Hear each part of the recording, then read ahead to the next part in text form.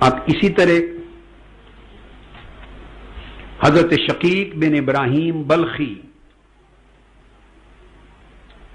یہ میں جو مشائخ کے نام لوں گا یہ وہ سب مشائخ ہیں، انہی کے اسماء گرامی سلسلہ قادریہ کے اوپر بھی آتے ہیں، اور ان میں سے بعضی مشائخ سلسلہ نقشبندیہ میں آتے ہیں، یہی مشائخ ان میں سے کئی سلسلہ چشتیہ کے اوپر آتے ہیں، انہی میں سے کئی سلسلہ سہروردیہ میں آتے ہیں، انہی میں سے کئی شاذلیہ رفاعیہ میں ہر طرف آتے ہیں۔ میں نے چند نام وہ ایسے چنے، ورنہ میں نے عرض کیا کہ اگر پوری طبقات و سلمی کے ہر باب کو پڑھ لیں، ہر ولی اللہ، ہر امام تصوف کا یہی بیان۔ حضرت شقیق بن ابراہیم بلخی، انہوں نے ابراہیم بن ادہم کی صحبت اختیار کی، یہی ان کا اخذ طریقہ تھا۔ کئی مشائخ کی صحبت میں رہتے، 300 مشائخ کی صحبت میں رہتے، پوری زندگی سفر کرتے۔ حضور داتا گنج بخش علی حجویری رضی اللہ تعالیٰ عنہ نے کوئی 380 کے قریب 350 سے 400 مشائخ کی صحبت میں گئے، زیارت کے لیے گئے، مگر جن کی صحبت میں ملازمت اختیار کر لیتے، یعنی دوام اور زیادہ وقت جن کی صحبت میں رہتے اور زیادہ جن کے تعلیمات کا اقتداء کرتے بالفرض، اور جن سے زیادہ تعلیم و تربیت لیتے، آٹومیٹیکلی وہ ان کے شیخ ہو جاتے۔ یہ نہیں تھا کہ کسی کے ساتھ بیعت کی ہے، ہاتھ میں ہاتھ دیا ہے۔ اگر یہ ہوتا تو ہزارہا اولیاء کے تذکرے میں کتب بھری پڑی ہیں، کسی ایک نے ہی ذکر کیا ہوتا کہ فلاں نے فلاں سے بیعت کی تھی، چونکہ مآخذ تصوف کا یہی کتب ہیں، اور تصوف کا کہ سب سی دنیا میں وکالت کرنے والا تو میں ہی ہوں اور میں اسی تصوف کے وکیل کی حیثیت سے آپ کے سامنے بات کو سمجھا رہا ہوں کہ اگر یہ عمل ہوتا، متداول ہوتا، تو کسی ایک کتاب میں تو ذکر ہوتا نا۔ اگر امام ابو عبد الرحمن سلمی نے نہیں لکھا تو چلو رسالہ قشیریہ میں انہی اولیاء اللہ کے ذکر ہیں، انہوں نے کہیں لکھ دیا ہوتا کہ فلاں نے فلاں سے بیعت کی۔ پوری کتاب میرے سامنے آپ کو دکھا رہا ہوں، کسی ایک نے ایک امام تصوف یا بڑے اولیاء اللہ میں سے کسی ایک کا ذکر یوں نہیں کیا کہ انہوں نے فلاں سے بیعت کی۔ اگر انہوں نے نہیں لکھا تو حضور داتا گنج بخش علی حجویری نے لکھ دیا ہوتا کشف المعجوب میں۔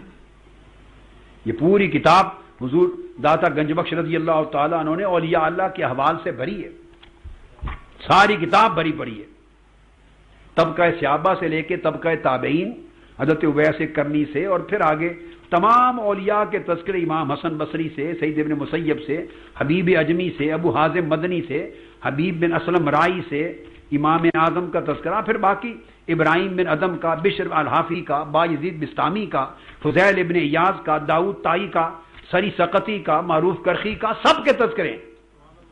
کسی ایک امام تصوف اور اولیاء کبار میں سے کسی نے ایسا نہیں کیا کہ وہ ان کے شیخ اس طرح بنے کہ انہوں نے فلاں سے بیعت کی، ہاتھ میں ہاتھ دیا۔ یہ طریقہ نہیں تھا۔ وہ کیسے شیخ ہوتے اور کیسے مرید بنتے؟ کئی مشائخ کی صحبت اختیار کرتے۔ حضور سیدنا غوث العظم رضی اللہ تعالیٰ عنہ آئے بغداد میں، حضرت حماد دباس سے لے کر بہت سے مشائخ کی صحبت میں رہے، ان سے علم سیکھتے، علوم اکتساب کرتے، مگر جس شیخ کو، اور اکثر مشائخ جو بڑے بڑے اکابر ہوتے ان سے علم دین بھی سیکھتے، علم حدیث بھی سیکھتے، علم فقہ بھی سیکھتے، علم شریعت بھی، علم طریقت بھی، علم معرفت بھی۔ اکثر ایسے اکابر جامع ہوتے تھے طرق اور علوم کے، مگر جن کی صحبت کو زیادہ عرصے کے لیے بالآخر اپنا لیا، کئی سال تک جن کی صحبت میں رہے، التزام کیا، اس کو ملازمت کہتے ہیں، اور جن کی اقتداء کو، ان کی تعلیمات کو پسند کیا اور ان کی اقتداء کی، ان کی تعلیمات کی پیروی کی، وہ ان کے شیخ کہلائے۔ ایک آٹومیٹک پروسیس تھا۔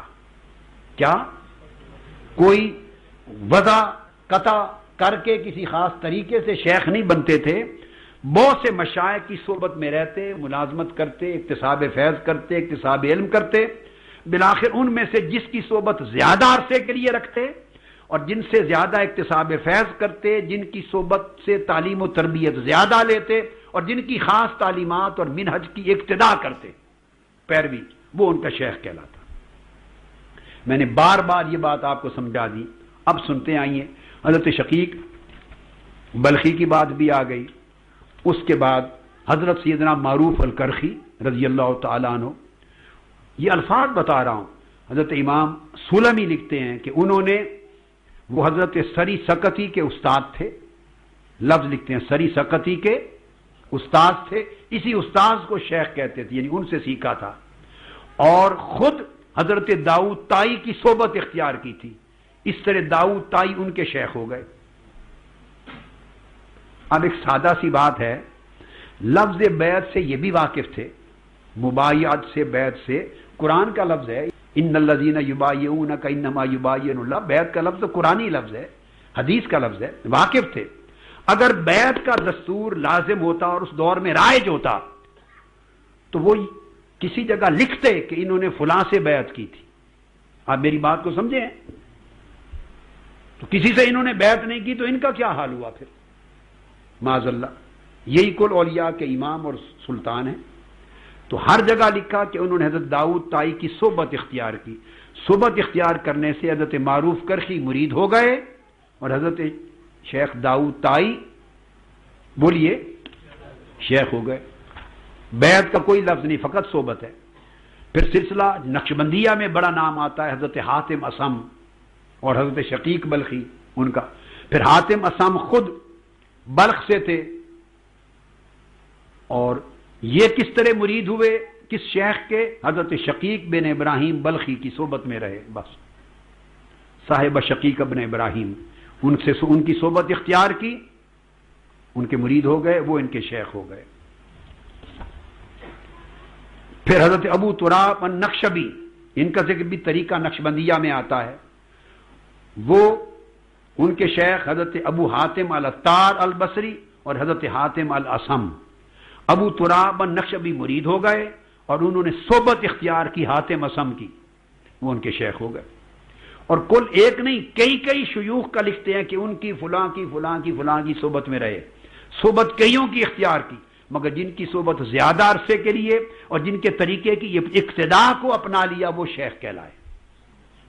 ایک آٹومیٹک پروسیس میں ان کی مداومت اور ملازمت صحبت اور اتباع طریق کی وجہ سے وہ شیخ ہو جاتے۔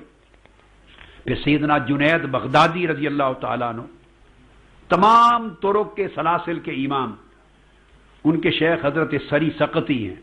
وہ کیسے بنے؟ کوئی بیعت کا ذکر نہیں آیا، صاحب السری السقطی، حضرت سری سقطی کی صحبت اختیار کی، حارث المحاسبی کی صحبت اختیار کی، محمد بن القصاب البغدادی کی صحبت اختیار کی، وغیرہم، اور کئی اور اولیاء شیوخ کی۔ حضرت سری سقطی کی صحبت اور ان کی طریق کی اقتداء کی زیادہ، وہ شیخ ہو گئے۔ حضرت ابو الحسین نوری، انہوں نے سری سقطی کی صحبت اختیار کی، وہ شیخ ہو گئے۔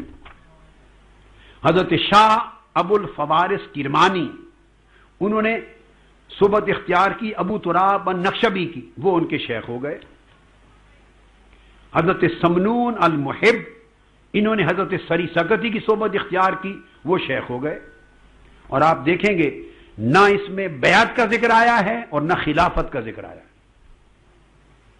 ایک یہ بھی تصور پایا جاتا ہے کہ آپ کے پاس خلافت کس کی ہے، یہ اور خلافتیں بانٹی جاتی ہیں، اور یہ چیزیں جو تصوف کے اصول میں سے تھی ہی نہیں، ان کو لوازمات اور واجبات بنا کر لوگوں کی نادانی، بے علمی کا ناجائز فائدہ اٹھا کے ان پر ٹھونسا جاتا ہے تاکہ کاروبار بن سکے۔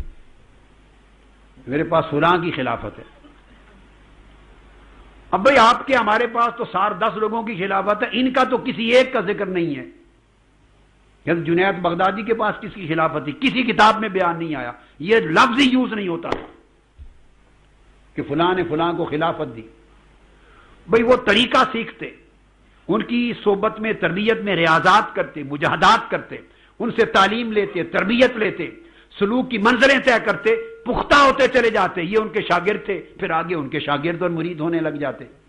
تو یہ اخذ فیض اور تعلیم و تربیت اور صحبت کے طریق سے خود بخود شیخ، مرید اور خلیفہ، خلیفہ بھی بڑے مرید کو کہتے ہیں۔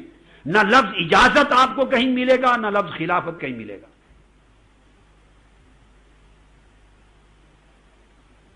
یہ بھی آپ سنیں گے، وہ فلاں کے پاس تو اجازت نہیں ہے، فلاں کی خلافت نہیں ہے، میرے پاس خلافت ہے، وہ بڑی خلافت ہے، اس کے پاس چھوٹی خلافت ہے۔ یہ خلافتوں اور اجازتوں کی ساری جنگ یہ زمانہ آخر میں جا کے اس کاروبار کے لیے بنی ہے. یہ پوری کشف المحجوب پڑھی ہے، اس میں کہیں آپ کو نہیں ملے گا کہ حضور داتا گنج بخش علی جویری کو کس کی خلافت تھی. ان کے شیخ کا ذکر آتا ہے کہ ابوالفضل خطلی، جیسے میں نے بتایا ان کے مشائخ میں سے، ان کی صحبت میں رہے. یہ کل اولیاء اللہ، کہیں ذکر نہیں کہ فلاں نے فلاں کو خلافت دی. یہ کنسیپٹ ہی نہیں تھا. فلاں نے فلاں سے خلافت لی، فلاں فلاں کا مرید ہوا، اس کی بیعت کی، یہ کوئی کنسیپٹ نہیں تھا. کل بیعت کا لب لباب اور نچوڑ صحبت تھا. کسی کو استاد ماننا، طریقت میں، علم میں، تربیت میں، زہد کے باب میں، سلوک اللہ کے باب میں اس کی صحبت اختیار کرنا، اس کی تعلیم لینا، اس کی تربیت لینا. حتیٰ کہ پہلے زمانے میں اولیاء اللہ صالحین کی کتابوں کو بھی بطور شیخ مانتے تھے، ان کو رفیق مانتے، شیخ مانتے.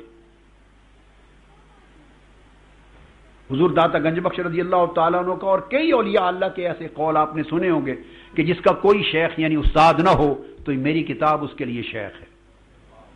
کشف المحجوب کی نسبت کہا جاتا ہے. کئی اولیاء اللہ نے کہا. مطلب ہے استاد کا کہ وہ سمجھائے. اگر کسی نے کتاب کی صورت میں آپ کو سب باریک باتیں سمجھا دی ہیں تو وہ کتاب کی صورت میں آپ کو شیخ مل گیا.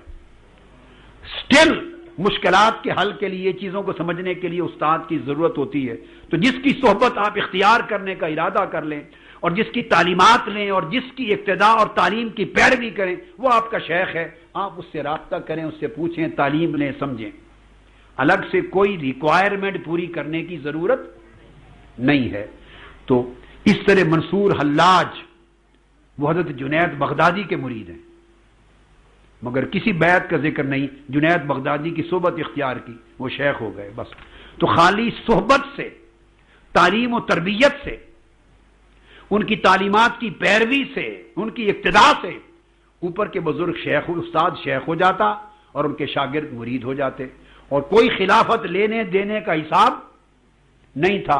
جو جتنا پختہ ہو گیا پھر ان کے حلقے میں ان کے شاگرد آنے لگتے، پھر وہ ان سے تعلیم لیتے، تربیت لیتے. ایک آٹومیٹک ایک تسلسل قائم ہو جاتا تھا اخذ فیض کا. جیسے ادھر سلسلہ حدیث ہے، جیسے ایک امام صحابی نے روایت کی اور تسلسل سے اس حدیث کو سما کیا ایک تابعی نے، وہ شیخ ہوئے اور یہ سامع ہو گئے. پھر اس نے روایت کی متصل سند کے ساتھ، تبع تابعی نے اس سے روایت کیا تو تابعی شیخ ہو گیا اور تبع تابعی سامع ہو گیا. پھر انہوں نے آگے روایت کی، وہ شیخ ہو گئے اور جنہوں نے آگے سما کیا وہ ان کے شاگرد ہو گئے.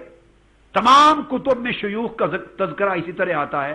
بھائی اسی طرح طریقت، حقیقت اور معرفت کے باب میں بھی جو تعلیم دینے والے ہوتے، جن کی صحبت میں جا کے کوئی بیٹھتا شاگرد ہوتا وہ شیخ ہو جاتے، اور جو جتنا پختہ ہو جاتا وہ اگلے شاگردوں کا شیخ ہو جاتا.